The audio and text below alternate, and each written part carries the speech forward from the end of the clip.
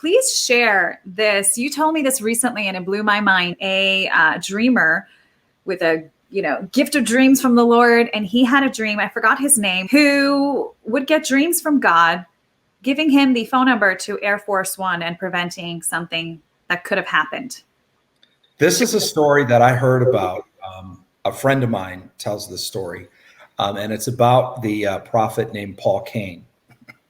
I don't want to get into any of the whether we like Paul Cain or not. It doesn't really matter. I'm not judging Paul Cain or his life.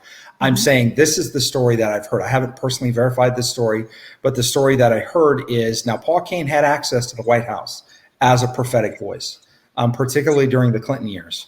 He also was sent overseas to Iraq and met with Saddam Hussein when he was still alive. Interesting thing.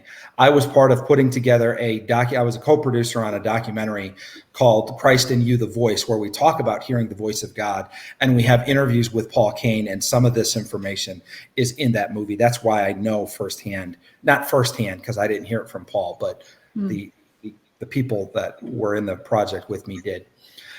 But it's the idea that he got an impression that something was about to happen. The president was about to order an attack on a place that was going to be full of children. They thought it was like a weapons factory, and it was a children's hospital.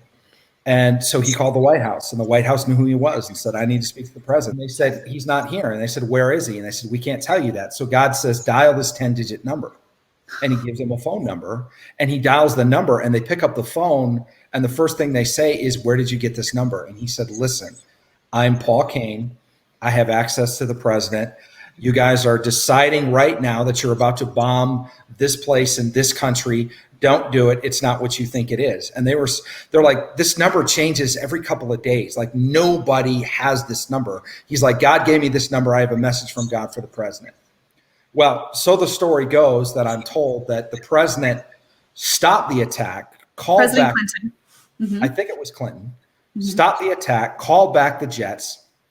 And then 2 or 3 weeks later, I hear ground troops went in, and they found that exactly what Paul had said, that this was a children's hospital. It was, in fact, not a weapons factory, and it would have been a major incident, plus obviously international incident, plus obviously a lot of innocent lives would have been lost. So God does care about the affairs of men and women, and he will intervene, which is, now that was actionable intel. That was a person who had the credibility. They knew who he was. He had given words before prophetically to the president and was right.